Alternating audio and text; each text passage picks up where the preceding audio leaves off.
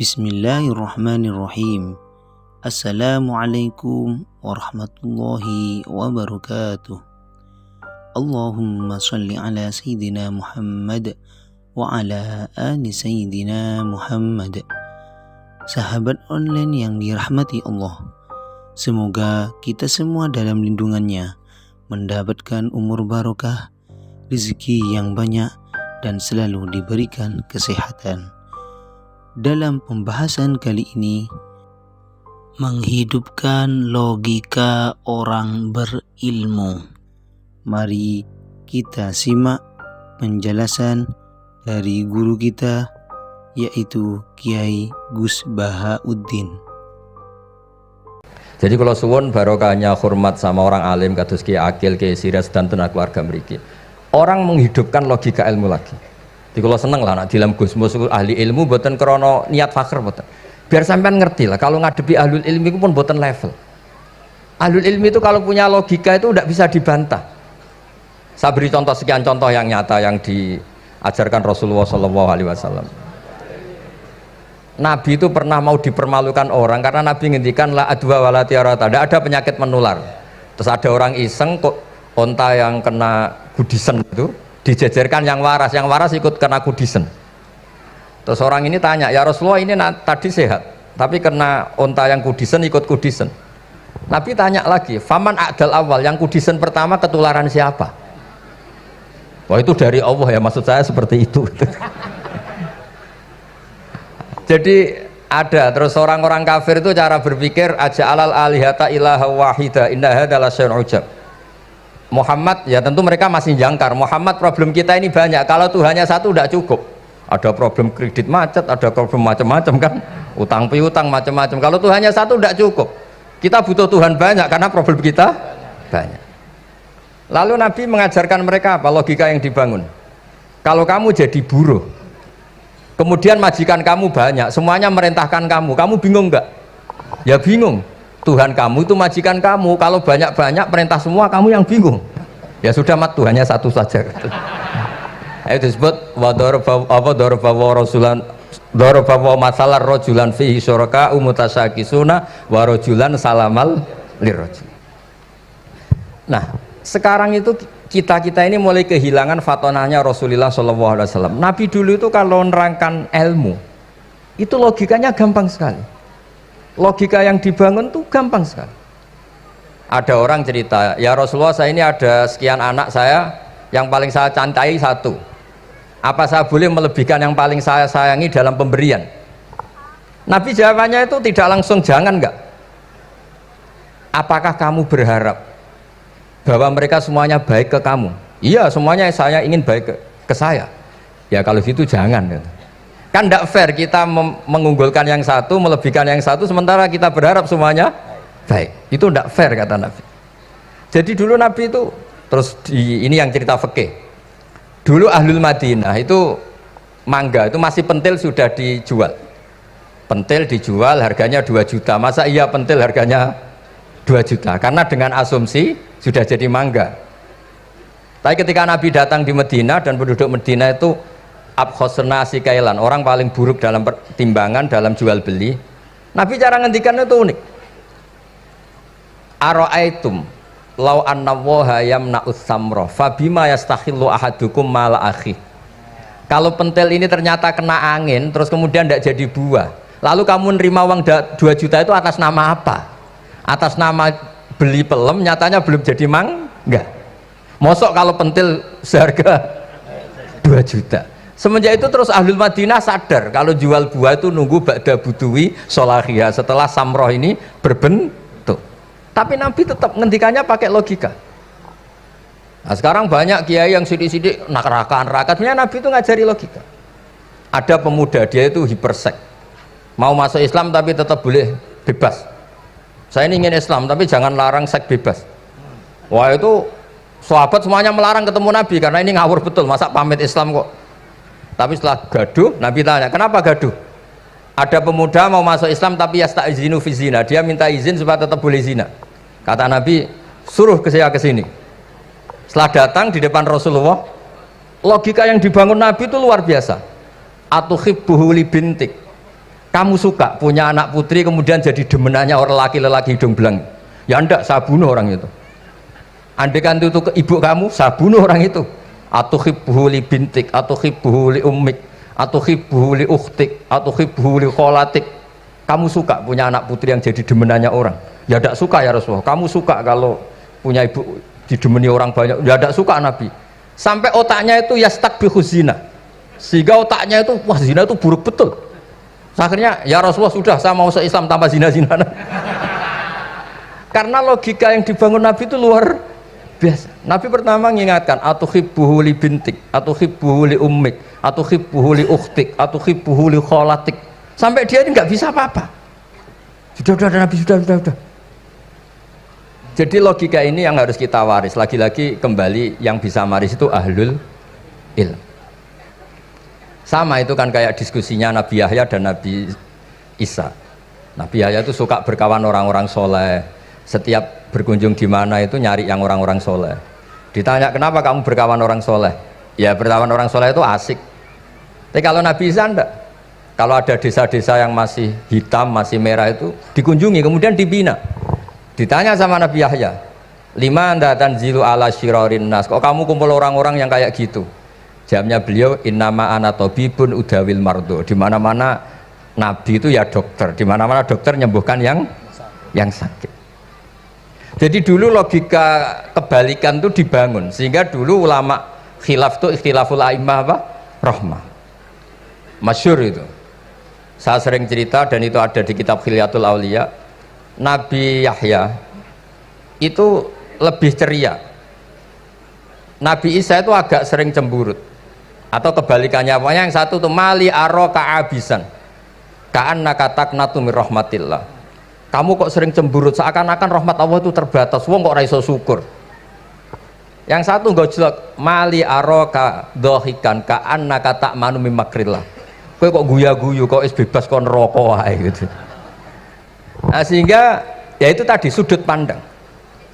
Makanya saya sering cerita dulu kalau Said Abdul Al-Haddad itu tanya, "Cung kowe ngaji sopo?" "Ngaji si A." "Kiaimu tau nangis?" "Ndak." "Ojo ngaji, kiaimu ati atos, kiai kok ora iso nangis." Tapi kalau Abdul Hasan Asadili kebalikan, "Cung kowe ngaji sopo?" "Ngaji si A." "Kiaimu tau guyu nak ngaji?" "Mboten nate." "Ora usah ngaji wong ora iso syukur." Jadi nah itu yang akhirnya menjadi keseimbangan khaufau wa tama. Ada khauf, ada apa? Roja. Sehingga karena sudut pandang itu nggak bisa dihilangkan, sawalangnya nggak bisa dihilangkan.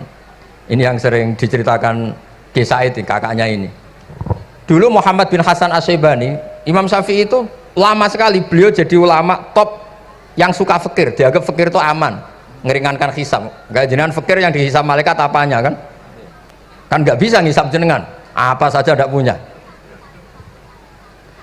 Punyanya problem. Nah setelah ngaji sama Imam Malik, Imam Syafi'i tanya, yang ilmunya setingkat jenengan siapa? Kata Imam Malik, sebetulnya Abu Hanifah, tapi orangnya sudah meninggal, tapi ada muridnya namanya Muhammad bin Hasan Asy'ibani. Kamu ke sana dari Madinah ke Irak, dulu tempatnya di Baghdad. Setelah di Irak, Muhammad bin Hasan Asy'ibani itu kalau ngitung uang tuh di meja, emasnya tuh banyak, uangnya banyak, dihitung di meja. Malah kaget, saya ini gedeng kiai kedunyan, ini ketemu kiai kedunyan. Ya karena Muhammad bin Hasan Asy'ibani itu wali, kamu tanya, kamu heran ya ada kiai kaya? Iya. Ya sudah, kekayaan ini kasihkan orang fasik, biar dipakai demenan, dipakai mabuk, dipakai ini. Terus, ya jangan, kalau kena orang fasik bahaya, jenengan saja. Semenjak itu Imam Syafi'i mulai rodok seneng duit. Jadi ada ceritanya, kok diangen-angen, nah terus keterusan umatnya kayak gini-gini itu. Jadi ini cerita nopo istihad, apa cerita nopo istihad. Sama pangkat juga sama. Gue seneng nak orang soleh-soleh tidak ikut ngurus negara ini, mau dikemanakan negara ini. Tapi ada yang berpikir, gue seneng nak orang soleh terkontaminasi. Ya sudah monggo, sing serapayu jabat, gih berpikir zuhud. Sing payu yo berpikir politik.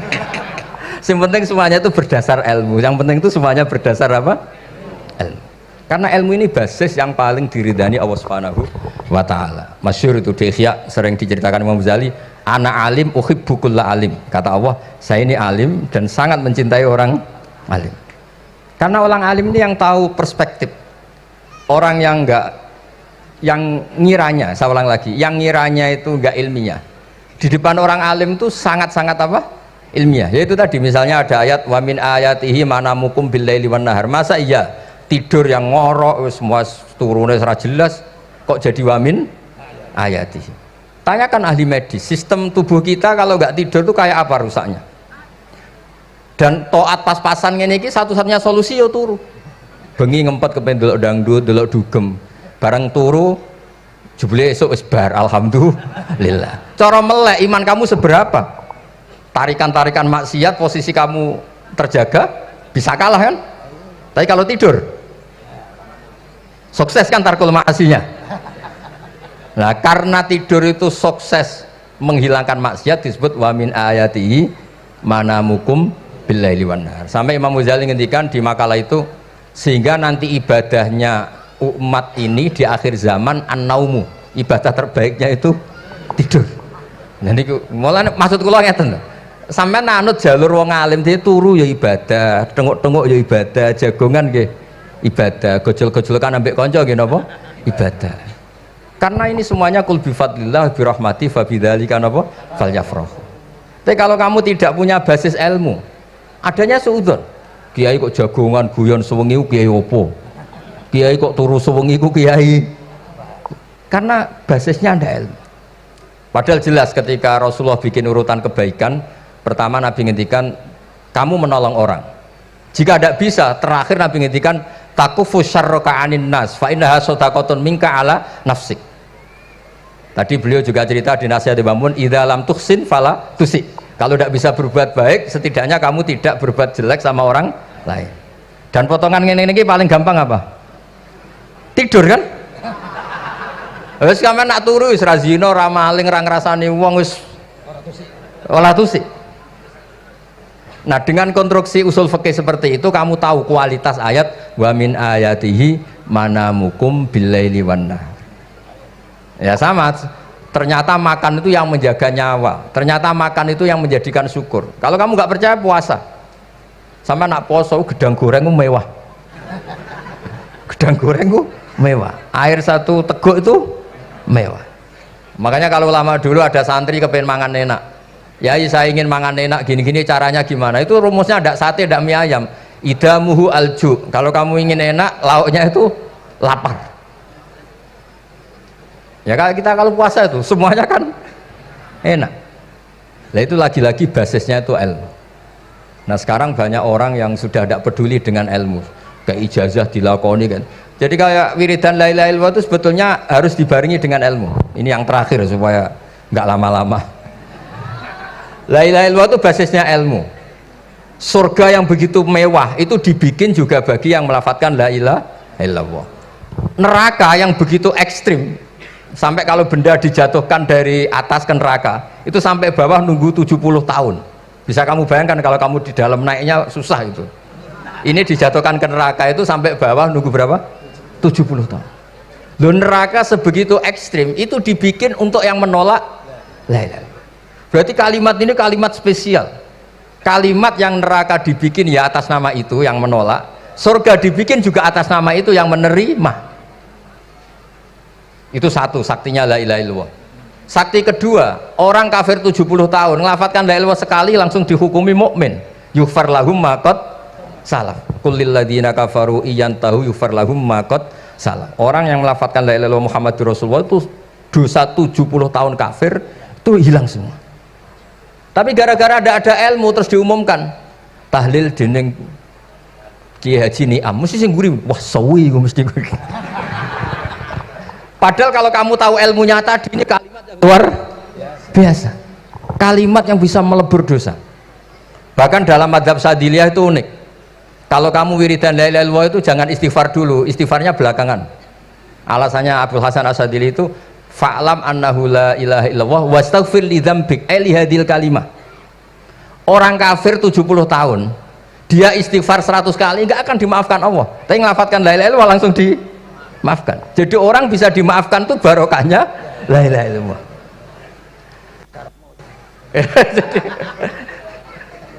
ya, ya kan? Jadi orang kafir 70 tahun, wirid istighfar 100 kali atau 1000 kali, dimaafkan enggak? Enggak kan? Tapi kalau membaca la ilaha illallah dimaafkan.